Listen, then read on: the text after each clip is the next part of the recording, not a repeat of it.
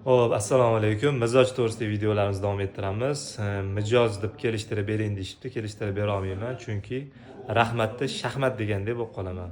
Lug'aviy ma'nosi mizoj, mijoz bu klient.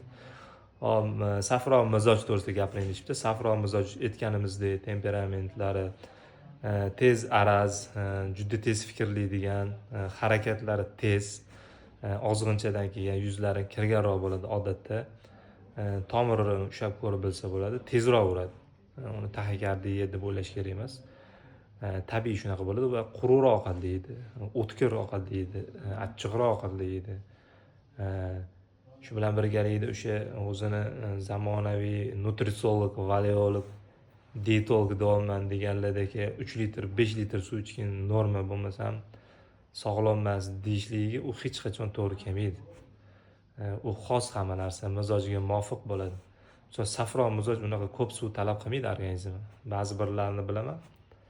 Uzoq 3 stakan suv ichadi. Bu degani endi u kasal bo'lib qoldi degani emas. Va ser araz bo'ladi aytdim. Atrofidagilar uchun qayg'uruvchanroq bo'ladi.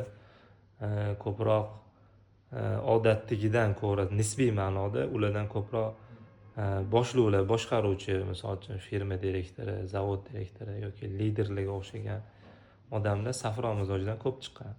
Bitta yaqqol misoli kim desak, misol uchun men o'zim fikrimda Brus Li, hamma tanigan o'sha kung-fuist aktyor safron mizoji deb o'ylayman. Chunki u tez gapirishlari ham tez intervyularda eshitsangiz, badani shunday yaqqol tushib turibdi. Endi uni